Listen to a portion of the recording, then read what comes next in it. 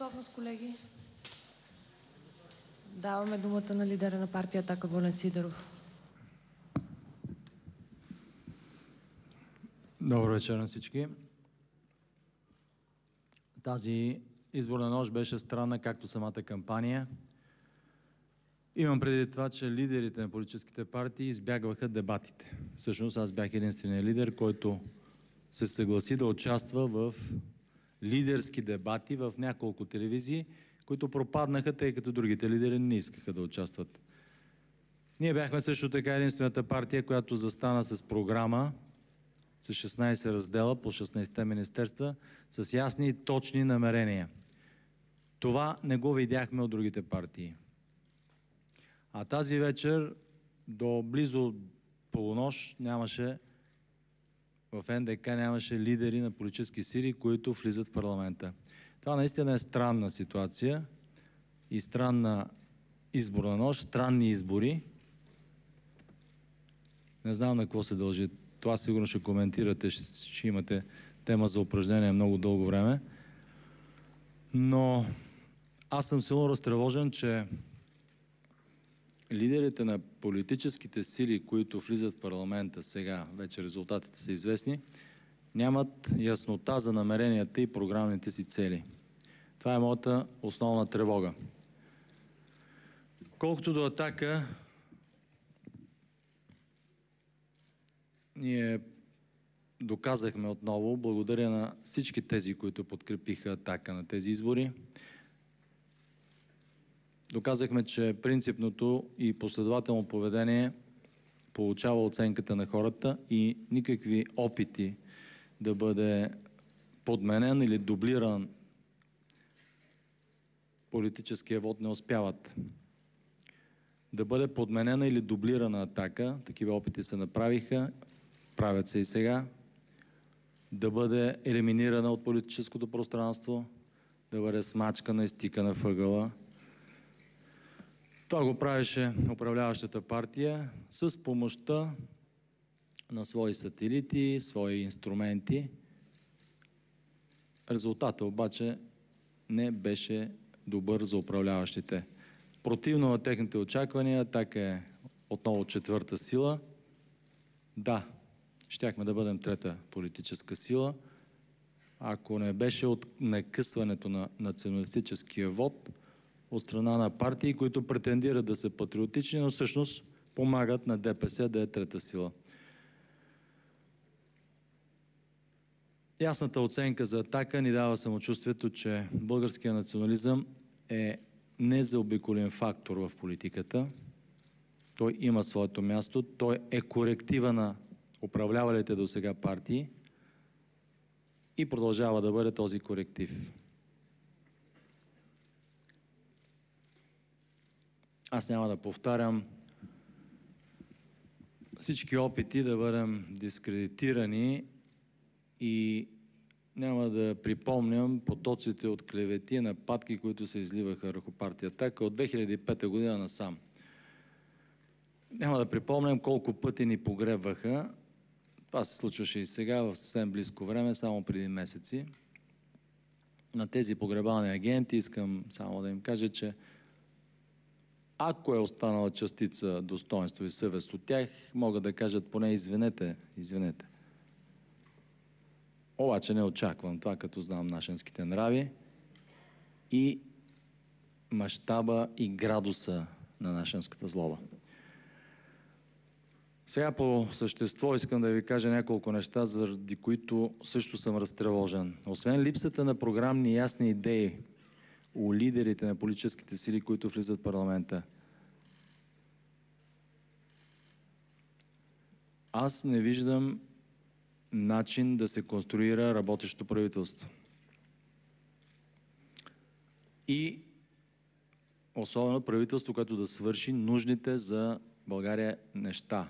Те са няколко, аз мога да ви ги изброя, мога да ги напиша на лист, да ви ги раздам, но съм ги повтарял много пъти, така че няма да ви раздавам листове с точки. Просто ще кажа, че ако не се направят бързо, много бързо, пожарно, спешно, няколко действия не се извършат, които да подобрят стандарта на българите, които да ударят и да изгонят направо чуждите монополи, които да върнат в български ръце тези сектори, които печелят и които изтичат сега, чрез които изтича печалба навън. Това са 28 милиарда лева на година. Опитах се да го кажа това по няколко медии и не знам защо точно на това изречение ме прекъсваха обикновено. Не мога да разбера защо. Не е ли интересно това? Не е ли важно за вас? За 2011 година българите, всички ние, бедните, обедняващите, мизерстващите българи, сме оставили в касите на чужди корпорации, фирми и вериги от фирми 28 милиарда лева. За 2011 година само. Умножете го по всички години, които следват назад и които са годините на колониалното робство. Защото, дами и господа, присъстващи, журналисти, гости, България е в колониално робство. Тя се намира в колониално робство. Какво означава това? Това означава, че нищо, което работи в България и произвежда пари, генерира пари и печалба, надбавена стойност, не е в български ръце. От момента, в който излезете от къщи, отидете в супермаркета и си купите нещо, вие давате пари в касата на чужда фирма. Те са 5 вериги в България. Едната е германска, другата холандска, третата белгийска, четвъртата френска. Значи, всеки ден, пазарувайки 7 милиона и нещо българи, 6 милиона и нещо, които са пълнолетни и могат да ходят да пазаруват, оставят в касите на чужди компании своите левчета. След което деня им продължава как? Отиват на бензиностанцията и си пълнят колата с бензин. 5 вериги има в България, които са чуждестранни също. Няма нито една българска верига бензиностанции. Значи, в следващия момент, в който си пълниш колата с бензина, това е действие за всеки ден, ти оставяш също своите левчета в чуждите компании. След това отиваш да си плащаш тока. Отново оставаш своите пари в касите на 3 чужди компании. Двете от тях са държавни, всъщност те са държавни и трите, двете от тях са чешки, едната австрийска. Държавни. Повтарям. Защото някои спекуланти много пъти ме репликира с въпроса, ама вие не уважавате чуждите частни инвеститори. Не, драги мои.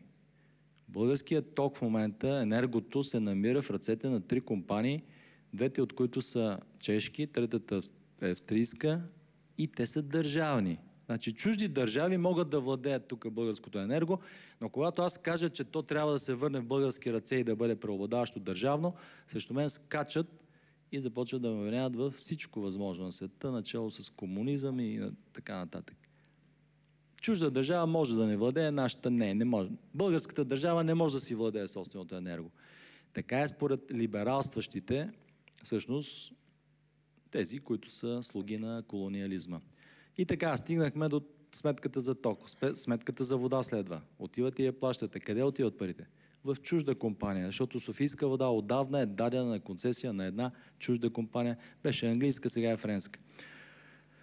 Тъй като ние сме некадърни, не можем да си стопанисваме собствената вода, ние сме нисши същества, трябва да я дадем на по-висши. Да, те я взимат, изпомпват печалба, дигат цените и техният шеф тук в България беше с 60 или 70 хиляди в валута месечно заплащане. Стигаме след това до банките. Отивате да теглите заем. Имате нужда. Залагате си жилището или пък просто имате нужда, потребителски заем.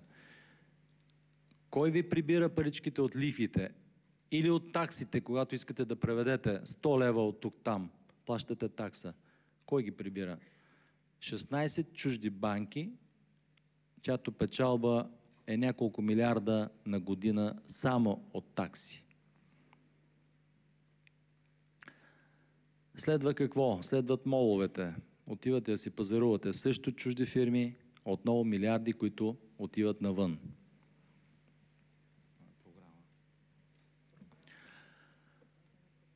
Тоест, в България няма нищо българско, в което българите да си дават парите. Дори на пазара за зеленчуци, когато отивате, там 95% от стоките са чужди. Зеленчуци и плодове, внесени от някъде отвън. В супермаркета, когато влезете, който естествено е чужда верига, обикновено германска, холандска, значи в Холандия стандартен живот е 15 пъти по-висок от българския. Ние обаче си даваме левчетата за стоки, които са вносни в тази вносна верига, чужда верига, и печалбата отива навън. Отчита се, че няма печалба. Те отчитат, че няма печалба тук изобщо и прибират милиарди. След малко ще ви прочетат точно по колко милиарда прибират навън. И тъй като тук преди мен се изредиха специалисти, включително и икономисти, които претендират да са разбирачи на финансовите въпроси, аз искам да я питам, когато те ме питат откъде ще дойдат парите за по-високи доходи, за които Атака настоява, аз пък ги питам, защо прескачате с лека ръка тези 28 милиарда на година, които българите дават чужди вериги? А какво да правим, да изгоним чуждите инвеститори ли? Ще чуя такъв въпрос също, може би, от вас. Не, това не са чужди инвеститори. Това са колонизатори. Сметките за телефон пропуснах. Там какво имаме? 2 или 3 компании чужди отново. Едната е държавна, гръцка държавна. Аз предлагам от години да се върне в български ръце и да бъде българска държавна, защото най-простите сметки и статистики сочат, че няколко милиарда на година тази компания изнася. Гръцката държавна фирма изнася тези пари и в България не остава нищо. Не можело, ми казват на среща. Защо не може? Защо не може един или два български оператори телефонни да са в български ръце? Печалбите от тях да отидат в български пенсионен фонд. Защо да не може? Тези въпроси, дами и господа, журналисти и гости, аз ги задавам от години. Не от сега, не от тази кампания, едномесечна, от години. Имаше периода, в който си правиха оглушки в пленарната зала, вие, медиите също. Все едно, че не съм ги казал, не съм ги задал, не ги казвам, не ги поставям. Дойде един момент, в който изведнъж стотици хиляди хора излязоха на улиците. И какво чуваме? Те казват същите неща, те искат същите неща, те вдигат лозунги, на които пишат същите неща, които ги говори Сидеров и Атака. След което получавам въпроса, вие добре стоите, ще влезете в парламента. На какво се дължи това според вас? Айде да разсъждаваме логично, да свържим 2-2 и да си обясним на какво се дължи. Дължи се на това, че години наред, по-точно от 2005-та, 8 години подред, партия Атака и нейният лидер в мое лице сме повтаряли едно и също. България е поробена. България е заробена. Тя е икономически роб. Тя е колонизирана. Трябва да се освободи от това и да се върне в български ръце нейната индустрия, доколкото я има, търговия и всичко, което печели. Тоест, това, което пише на нашите значки, на нашия герб, да си върнем България. И не щеш ли виждаме този лозунг на протестите, които заляха България през февруари месец. Да си върнем България. След което ги чух от други партии, да си върнем България на българите. Партиите, които влизат сега в парламента, започнаха да използват този призив, като че ли са се родили с него. Можеха да кажат поне едно благодарим на Атака, че ни подсказвате какъв лозунг да си изградим за кампанията. Защото сега, в предизборната кампания, някои партии използваха лозунга да си върнем България, само че не зачетоха авторското право. Не казаха поне едно, извинявайте, Атака, ние ви така мачкахме, натискахме, елиминирахме, подигравахме се с вас 8 години, сега ви използваме лозунга, нали, нямате нищо против. Можеха да го кажат. Не го казаха, не очаквам. Както не очаквам извинения от тези, които управляваха последния мандат, предпоследния мандат също. Дължат извинения, защото нещата, които ние ги говорихме, те си запушваха ушите, сега ги чувам, че започват да ги произнасят. О, чудо! Започват да произнасят неща, за които казваха, че те са немислими, фантастични, нереалистични и така нататък. За какво говоря? Например, ЕРП-тата. Моята борба срещу чуждите монополи, наречени ЕРП-та, датира от момента, в който правителството на НДСВ ги продаде на чуждите фирми. От тогава датира. Като коментатор, след това като политик. Разбира се, дълги години политическият елит и медийният елит си правиха оглушки, че аз съм против тези ЕРП-та. Хората обаче не си правиха оглушки. Хората, българите, знаеха много добре, че Волен Сидеров е против тези сделки и че той 8 години се бори срещу тях. И затова сега, когато излизаха, казваха вън чуждите монополи. Тоест, повтаряха тезите и лозунгите на Атака. Затова няма нищо чудно, няма нищо нелогично, няма нищо нерационално или магическо, че Атака е в момента четвърта политическа сила в парламента, при едни много трудни избори, при една много тежка, сложна политическа ситуация, кризисна ситуация, при една ситуация, в която няколко пъти пак ни погребваха и екскомираха доброжелатели в кавички. Много ясно се видя, че битката, каузата, която следва Атака, има своята народна почва, има своята база сред хората.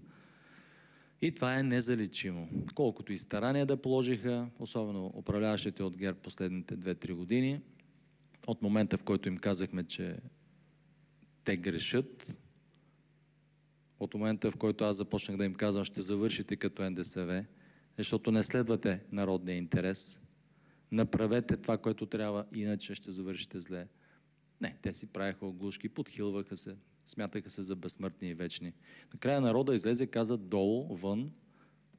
Те направиха една хитрост, предсрочни избори, сега с много купуване на гласове, с много огромен ресурс, който натрупаха по време на властта си купиха тези гласове, които имат в момента. Но това не ги прави нито силни, нито управляващи.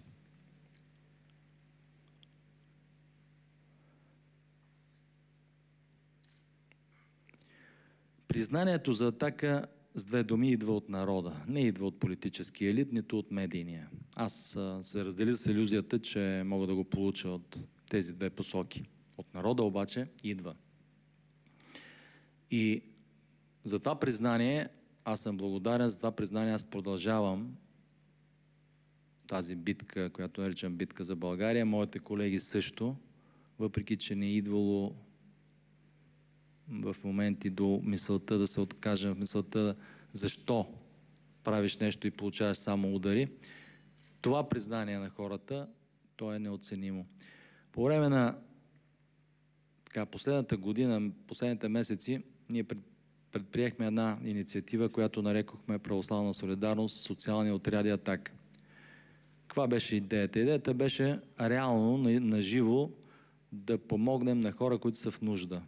Обявихме го това, разгласихме го и нямате представа колко молби потекоха към нас. Молби на хора, които са в крайна нужда и са се отчаяли, защото никой не им е помогнал. Нито от държавата, нито някоя институция. В България се оказа, има страшно много нуждаещи се хора. В остра нужда, в тежка нужда. На този фон хора, които нямат пари за лекарства, хора, които нямат пари за храна. В 21 век, държавата, която се нарича член на Европейския съюз, в България живеят хора, които, ето тук колегите ми могат да разкажат, могат да покажат даже кадри, защото ги заснимаме, могат да покажат и да разкажат със собствени думи условията, в които живеят хора днес в България, някаква руина, без ток, без вода, без да знае какво ще яде. Тук ли е Димитър? Да, за този случай в Нова Загора да разкажа. Защото всеки от нас, всеки водач на листа имаше задача няколко такива случаи да ги поеме, да се запознае с тях, да помогне с каквото може. Поразяващи, фрапиращи, разтърсващи случаи. Първа степен инвалиди инвалид, който получава най-тежката степен, той получава 225 лева пенсия. И когато аз кажа в парламента, защото в 41-то Народно събрание ми се смееха в очите, когато кажех, че пенсията трябва да започва от 500 лева. Глупости, какво говориш ти, бе? 500 лева. И това ми го казват милионери, които след като ми се изхилят в ръцето, се качват на луксозните джипове и се заминават по луксозните имения. Когато казвам, че минималната заплата трябва да започне от 1000 лева, за да се изравни до дъното на Европейския съюз, не да стане средна, до дъното, пак получавам нападки и скокове. Ама откъде ще дойдат парите? Сякаш парите са нещо, което стои някъде затворено в една каса и оттам се варят и се раздават. Парите се произвеждат.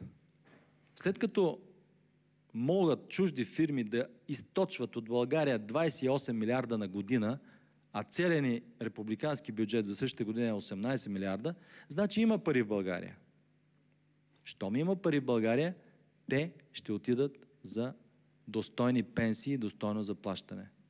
Това казвам аз и за това се боря. Всички обструкции, които ще чуя на среща си, не ме интересуват, защото аз тези хора, на които помагаме, ги гледам в очите. Те също ме гледат в очите. И това е неописуемо усещане. Няма как да ви го разкажа. Няма как да разкажеш безнадежността на един човек, който казва: аз нямам вече на какво да се надявам. По-добре да умра. Това е населението на България. Това са хората на България, които ги наричат електорат. И сега броим проценти и гласове. За тези проценти всъщност се крият човешки съдби. И ние не можем да си играем с съдбата на българския народ. Нямаме право. Затова всички приказки за политически договаряния, игри, коалирания, от сега ви казвам, че ги парирам. Просто те не стоят по този начин за мен. За мен стои въпроса: какво от утре може да започне да се прави за българския народ, ама истински така както трябва, или по-добре да не си играем на политика и на държава. Така стоят за мен нещата. Сигурен съм, че стоят и за милиони българи, които сега гледат или не гледат, участват или не участват, не гласуват или гласуват, очакват все пак от тези, които са избрали и които сядат тук на тази маса, да кажат ясни намерения и да заявят, да покажат желанието си, че искат да направят нещо. Аз не чух до момента, ние сме последната пресконференция, победителите ги няма, те не се появиха изобщо. Къде са тези победители? Защо се крият? Защо ги няма тук да тържествуват? Защо не дойдат тук да кажат какви намерения имат като победители? Защо не излязат с програмни цели и намерения? Първо, второ, трето, четвърто. Нима смята, че има време за губене, че има време за игри, има време за някакви политически игрички от тук нататък. Не, няма такова време. От тези, които са влезли в парламента и тези, които водят по гласове, се очаква да бъдат отговорни държавници. Тоест да кажат първо, второ, трето, четвърто и пето, което ще направят. Ние го имаме. Ние го имаме. Другите защо го нямат? Питайте ги тях. Те трябва да отговарят. В всеки случай въпроса: господин Сидеров, вие кого ще подкрепите, за мен не стои. Аз ще подкрепя това. Нарича се Планът Сидеров срещу колониалното робство. Това ще подкрепя. С това ще се коалирам. Ако някой друг иска да го подкрепи, да заповяда. Това е плана, по който трябва да се работи за спасяване на България. Всичко друго са приказки.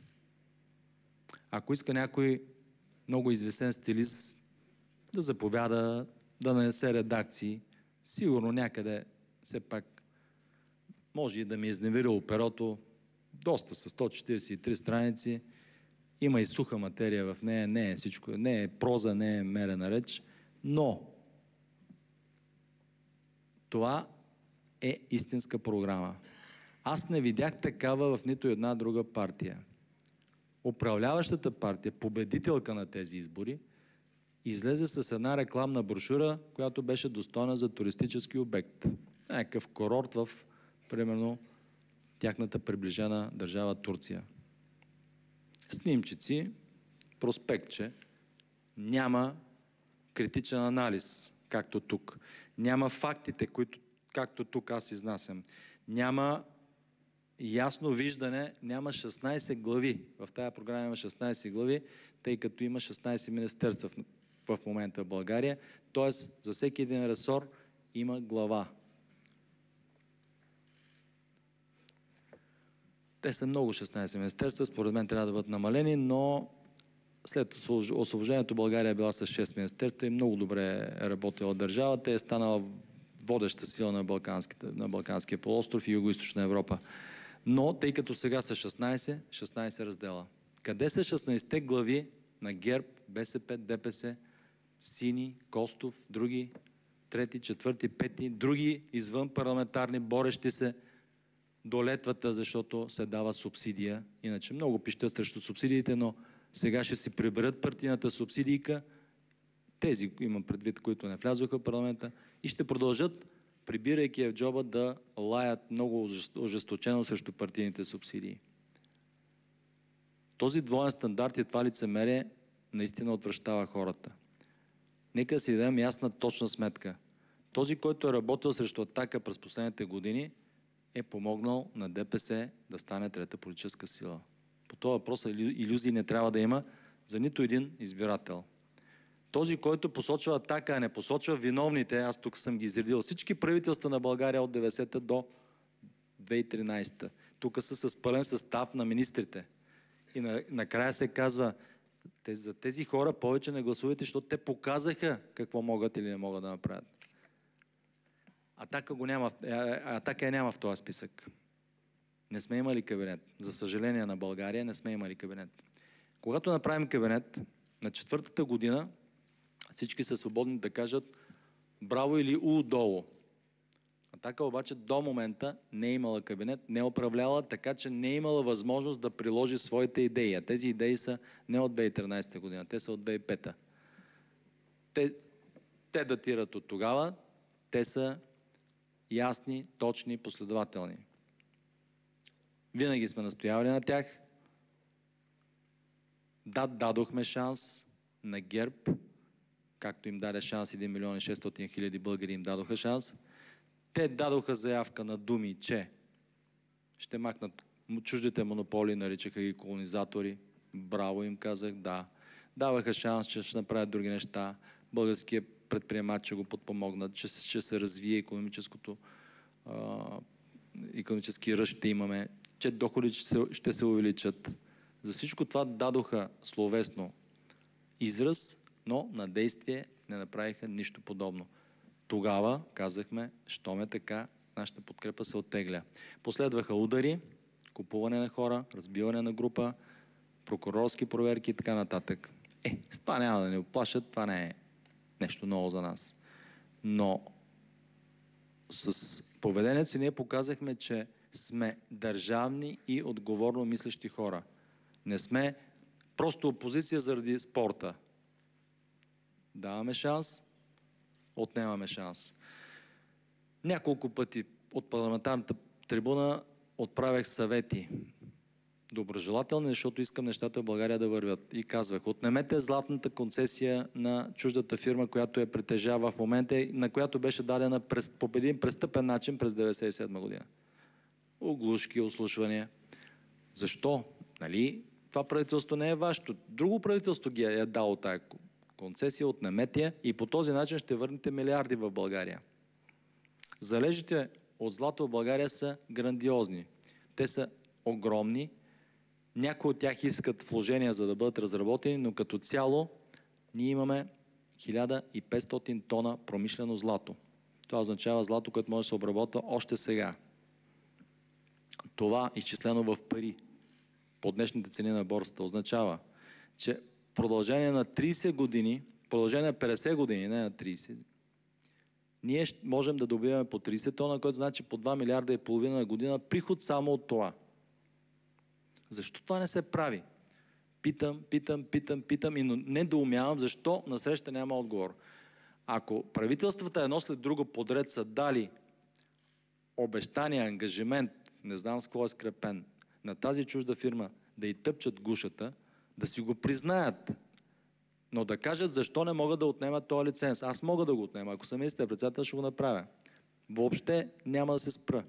Моментално го отнемам, взимам концесията, взимам лицензите на ЧЕЗ, ЕВН, Енергопро, връщам ги в български ръце и от чудо ще видят някои финансисти, които сега казват, че няма пари, че има пари всъщност. Да, има. В България има пари, но те се крадат и изтичат навън. Това е истината и аз няма да се уморя да я повтарям. Този теч трябва да се спре. Кой може да го спре? Вие кажете. Ето, вие сте интелигентни, информирани хора, журналистите, четете, интересувате се. Някои от вас са живи свидетели на всичко политическо, което е ставало. Даже са по-политици от политиците. Кажете вие, кой може да спре този теч? Кой може да върне тези изтичащи милиарди в български ръце? Ако искате надаване да направим, ако искате облози да направим. Кой може да го направи? Не стои въпросът, че трябва да се направи. Това е категорично, това е ясно, това е просто аксиома. Трябва да се направи. Трябва да се възстанови в България индустрията и тя да бъде в български ръце. Трябва, когато дойде тук един чужден инвеститор, да му кажем да, ако обаче наистина си инвеститор, ти ще плащаш тук европейски заплати. Не 300 лева, а колкото плащаш в твоята държава. Коя е твоята държава? Белгия. Момент да видим. В твоята държава плащате 39 евро на час. Тук в България 2 евро на час. Колко прави това? Ами 1:20. Значи ние сме 20 пъти по-нисши същества от белгийците, така ли? Не, извиняваме се, не сме. Вие се подигравате с нас. Ако обичате, върнете се там, откъдето идвате. Ако сте истински инвеститор, ще плащате европейски заплати. Защо докараха до там българите, че те да не могат да повярват, че трябва да получават европейски доходи? И когато кажем числата 500 и 1000 пенсия и минимална заплата, получаваме някакъв истеричен вой. О, това е невъзможно. А защо не мислите по друг начин? Че това е необходимо. Това е необходимо, ако искаме да бъдем европейска държава, член на Европейския съюз. Ние сме вече 8 години член. Няма как да бъдем 10 или 15 пъти по-ниско платени. В момента българите са точно изчислено от средноевропейско заплащане 9, и нещо. Близо 10 пъти по-ниско платени. Значи българите сме 10 пъти по-нисши същества от австрийци, французи, германци, италианци. Включително кипърци и гърци, които ги посочват като много, много, много лоши държави. Гърция е била много лоша държава, 4 години го слушахме от Дянков. България е била много, много добре. Само че в Гърция минималната заплата е около 5 пъти по-висока от българската. Ами искаме да сме такава лоша държава. Тези двойни стандарти и това лицемерие, срещу което аз се боря и говоря вече години, трябва най-после да бъдат ударени, пресечени, да изчезнат от говоренето, от пространството, защото по този начин се облъчват и манипулират хората. И те така са намачкани, че сега не смеят дори да си помислят, че трябва да си поискат нормалното достойно заплащане. Ние не сме 10 пъти по-ниско производителни. Много моля разни папагали икономически, които ще ми обясняват, че нашата производителност е 10 пъти по-ниска. Това са расисти. Те, които говорят, са расисти. Те казват, че ние сме по-нисши същества. Аз съм против расизма. И винаги съм бил. Така че това са тежките и неотложни въпроси на България. Доходите, възстановяване на индустриалната ни мощ, връщане в български ръце на това, което имаме и което печели, създаване на нови мощности, създаване на високи технологии, референдуми по всички важни въпроси, само че подписката за референдум да бъде с 50, максимум до 100 000 подписа, не 500 000 подписа, както са го измислили, за да не става никога истински референдум. По всички важни въпроси българина трябва да се произнася. Ето го контрола обществения, за който ни проглушиха ушите някои, които се правят на граждански организации. Аз, понеже съм паметлив и ги помня от преди 20 години, как се как ще тъкаха по разни партии. Граждански контрол, гражданско общество. Ето го гражданското общество. Приемете това, което Атака предлага. Референдум за всичко важно, който да се инициира с 50 000 подписа. И неговото решение да бъде задължително за Народното събрание, съответно за правителството. Така е в Швейцария. Държава, водеща по демократичност, стандарт на живот, по всичко. А не е член на Европейския съюз на всичкото отгоре. Не знам, що не иска Швейцария, що бяга от това лоно Божие в Европейския съюз, но там референдумите са начин за правене на политика. Истински държавен контрол. Тогава вече, уважаеми дами и господа, журналисти и гости, тогава вече няма да има значение коя партия или коалиция управлява, защото те ще бъдат под натиска на общественото мнение. Ако само си помислете един пример. Закон за облагане на депозитите. Антинароден закон, антисоциален, прият от ГЕРБ. Щеше ли той да бъде прият, ако имаше възможност, опция, с 50 000 подписа, гражданска група, да събере, да инициира референдум и референдума се произнесе върху закона и да каже този закон да или не. Закона пада, не се приема. Така е, повтарям, в Швейцария. Там всеки закон, който излезе, подлежи на обществено вето, не на президентско, защото президент, ясно какви президенти се назначават. Обществено вето. При това положение, вече управляващата партия или коалиция много силно ще се замисли дали да прави лобистки закони, антинародни, антибългарски, въобще антисоциални закони, каквито сега се произвеждат на конвейер. Няма да ги прави, защото ще бъде застрашена от ветото на 50 000 подписа. Добре, това защо не го искат другите партии? Защо отбягват този въпрос? Защо се правят, че не го чуват? Не знам, вие ми кажете. Ето това са нещата, които ние предлагаме и държим на тях. Тези неща трябва да получат по тези въпроси другите партии трябва да си кажат мнението. Докато не го кажат, от Атака не искайте мнение за тая или оная партия или кой с кого ще се коалира. Докато тези истински въпроси не бъдат поставени на масата и по тях няма истинска дискусия, всичко друго е игра на думи. Извинявайте за малко дългия увод, но той беше необходим, исторически необходим. Заповядайте с въпросите. Микрофон номер 1. Микрофон номер 1, Беновска, радио К2. Добър вечер, господин Сидеров. Наистина доста дълъг беше... Неуморима сте, госпожа Беновска. Неуморима сте, възхищавам се. Няма начин.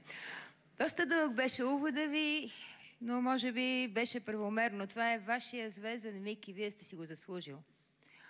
Но знаете ли, има жестоки житейски истини.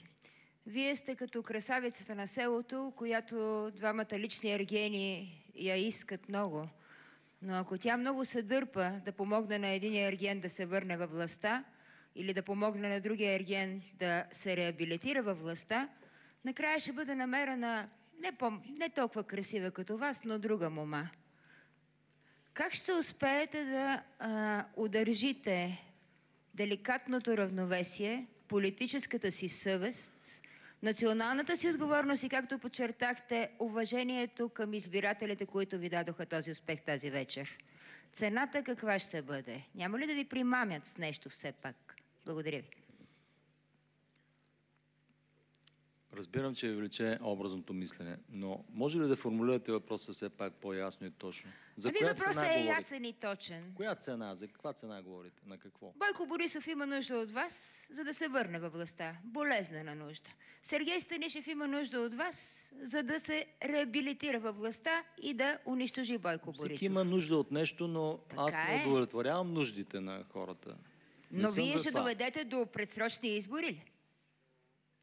А какво лошо има предсрочните избори? Мисля, че няма да ви бъде простено дори от избирателите. Защо? Защото това ще доведе до още по-голям хаос, още по-голяма беднотия, още повече протести и още повече безизходица в българите. Добре, съгласен съм, че... Егоизма ви ли ще ви Предсрочните ръководи? Политически егоизъм? Не. Момент, сега ще ви отговоря. Първо, ние не сме мома. Ние сме политическа партия, която е създадена на базата на ясна, точна кауза, точни принципи и идеология. Да изневериш на идеологията си е най-високата цена, която може да плати една партия, която се смята за автентична и истинска. Ние сме такава.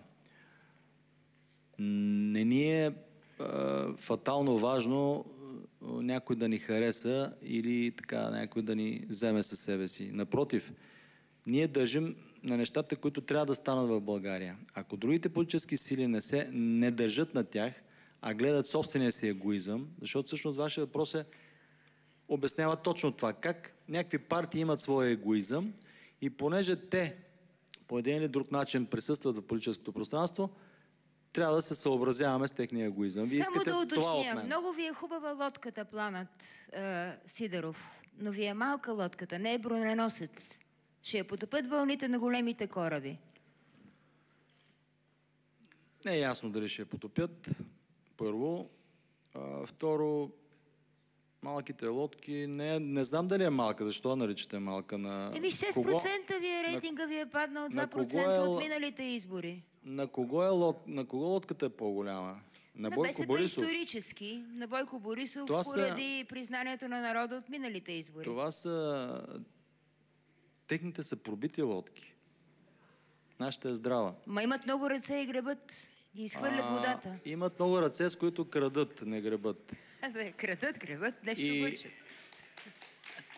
Сега това, че си осигуряват някакъв вод, който се води за най-големия при тази ниска активност, това се дължи на ресурса, който имат. На клиентилизъм, на купени гласове, на това, че плашат хората, защото ние се гледахме на такива ужасяващи примери, 2011, особено брутално фалшифицирани избори, и че хората живеят в страх, в абсолютен страх. И под заплахата, че някой техен родина може да бъде уволнен от работата, на която те гласуват. Закълнете се, че момата няма да си продаде политическата чест. Сега... Това е най-важният въпрос тази вечер. Вас ви гледат и ви чакат тук с часове. Няма как сега тук да се кълнем. Мисля, че сме показали ясно, че честта си ние даваме, въпреки ударите, които получаваме. Няма по-подложени на удари от нас, от мен лично. Това, което съм аз понесъл, не може да го понесе нито Борисов, нито Станишев, нито Лютви Местан, нито Костов. Никой от българските политически лидери не могат да понесат това, което аз съм понесъл, откакто съм в политиката. И това го знаете и вие много добре. Така че относно честта нямаме проблем с честта. Честта е нещо, на което държим и ще продължим да държим. Въпросът е в това, че има необходими мерки и тези мерки трябва да се направят, трябва да се свършат. А аз не виждам другите политически лидери да казват: аз съм готов да изгоня монополите. Или аз съм готов да работя сметките на тока да паднат по-ниско. Защото ще дойде юли месец. 1 юли ще дойде като утре. ЕРП-тата не само не са изгонени от служебния кабинет, който нищо не прави, ами стават все по-арогантни и казват: ние не само няма да си ходим от България, ами ще дигнем и цената на ток. Срещу това ДКВР не прави нищо. И всъщност ние забравихме за какво беше борбата на хората, които излизаха на улицата. Ами точно срещу сметките. Тези сметки не са пипнати, те продължават да са същите и има опасност да станат по-високи.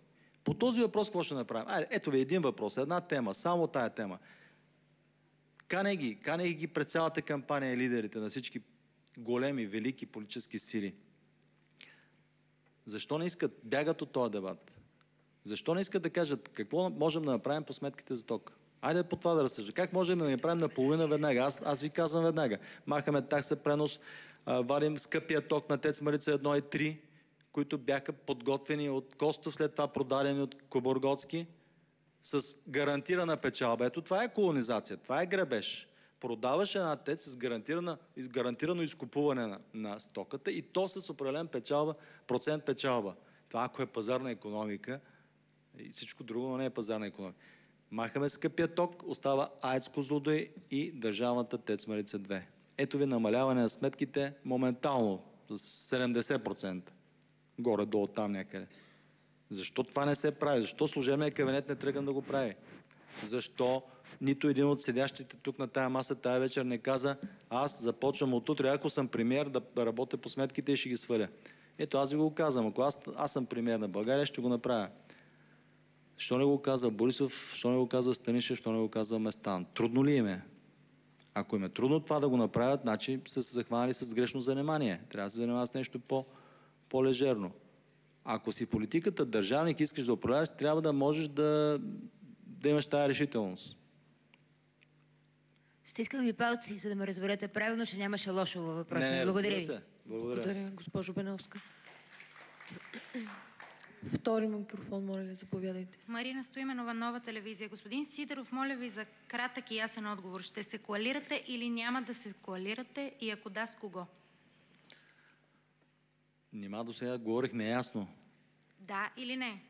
Да или не, какво? Ще се Казах коалирате вече, ли с ГЕРБ по време или с на БСП цялата и ДПС? кампания имах възможност и във вашата студия на Нова телевизия да кажа, че няма да се коалирам с никого. Ще се коалирам с програмата Планът Сидеров срещу колониалното робство. Благодаря.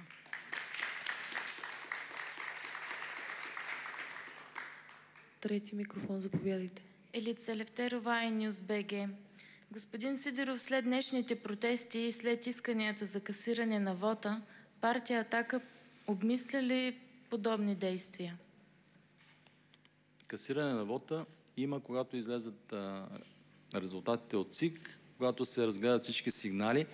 Ние вече сме внасяли сигнал за касиране на вота и това беше 11-та година. Не знам дали си спомняте, ако не да ви припомня. И това изисква решение на Конституционен съд. Той се произнася дали изборите са редовни или не. Конституционен съд прие 11-та година, че няма нарушение. Въпреки разнасените чували, въпреки бруталните нарушения, които бяха пред очите, включително на медиите, Конституционният съд така реши. Сега, ако има достатъчно основателни сигнали за да бъде касиран Конституционен съд, разбира се, че ще го направим, след като сме го правили и вече сме показвали такава решителност.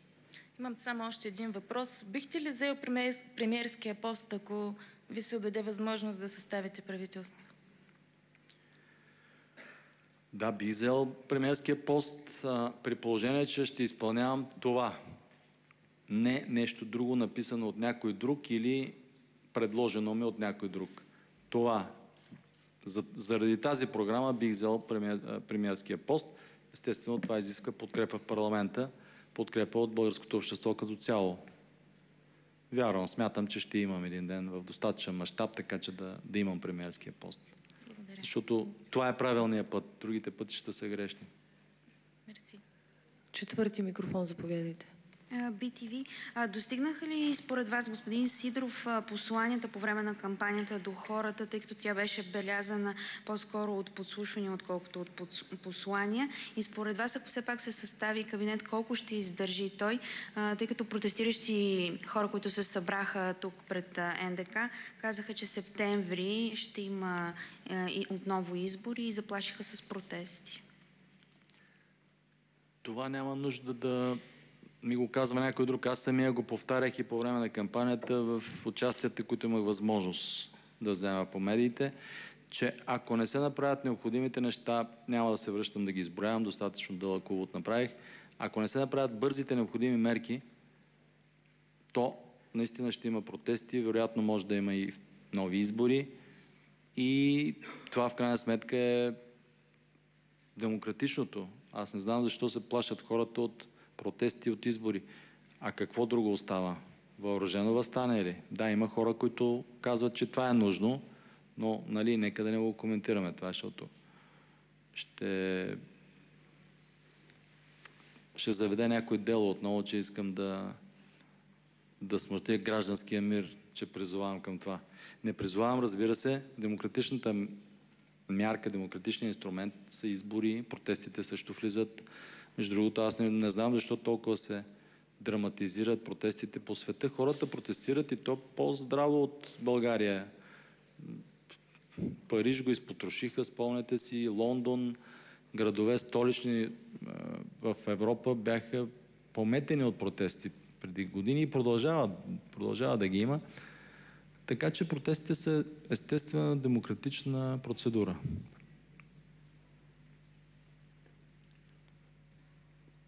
Микрофон номер 1, Стоил Рошкев, БНТ. БНТ. Господин Сидеров, в 41-то Народно събрание парламентарната ви група беше на ръба на минимума. Сега с новата група на 100% сигурен ли сте в новия си екип? И все пак на него ще разчитате да осъществява плана Сидеров. В 41-то Народно събрание групата беше разпадната от ГЕРБ. Много ясно и документално доказано е това, защото ние показахме на медиите декларациите, подписани от 10-тимата напуснали групата на Атака, които пишат, че декларират, че своята принадлежност към партия ГЕРБ. В същото време те правиха и други партии, но принадлежат телом и духом към ГЕРБ. Има такава една перверзия, наречена декларация за принадлежност, с която всъщност е инструмент за разбиване на групи. ГЕРБ го приложиха много сериозно това и това беше отговор на нашите критики към управлението на ГЕРБ. Всъщност, ако трябва да направим равносметка, няма друга парламентарна група, друга партия толкова пострадала от своите критики срещу ГЕРБ в момента, в който видя, че ГЕРБ управлява лошо. Защото сега има някои, които обясняват как те били опозиция, как те били срещу ГЕРБ. Нищо не им костваше това. Или пък са били обаче някъде в кухнята на чаша ракия. Ние бяхме реално срещу ГЕРБ. Ние им посочвахме къде грешат. Ние влизахме в парламента с надписи, че се прегръща с Ердогана, не искат обезщетенията за тракийските бежанци и така нататък. Въобще действията са ни документирани. Това беше удара.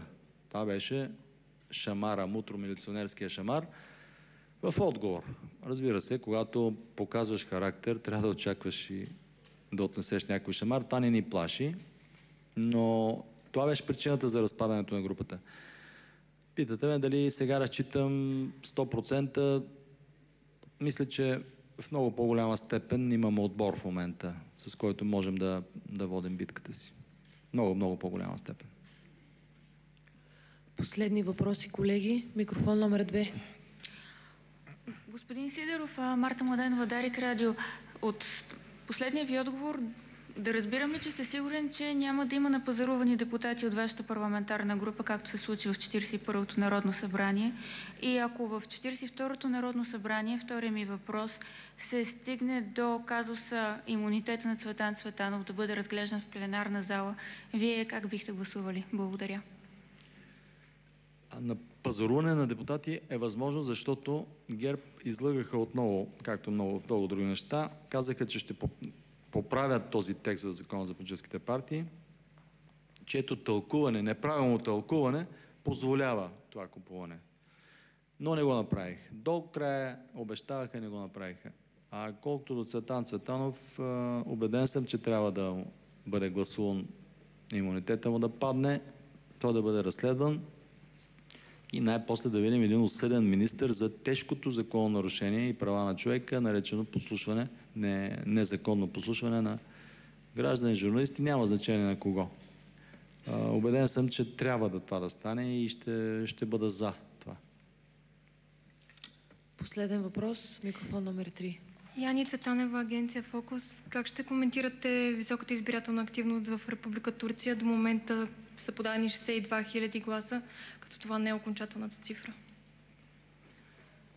Там избирателната активност се дирижира от администрацията, от турската държава. Имаме данни, че специално на тези избори цялата турска администрация е работила просто вменявайки на управници, на администратори да правят всичко възможно да улесняват изборите, бюлетините да отиват за партията на Касим Дал, тая новата, която се направи. Това е нашата информация в момента. И по този начин обяснявам избирателната техника. Там просто турската държава, преди това работеше за ДПС, този механизъм, сега явно има пренасочване на симпатиите, за Касим Дал е повечето. Това е натиск на турската държава. Тоест Турция като държава работи, се намесва във вътрешните работи на България, манипулирайки, дирижирайки избори и провеждането на изборите, включително организацията им, а ако щете и финансирането в някои случаи. С намеса на турската държава, така го обяснявам. Благодаря ви за вниманието, колеги. Благодаря и аз.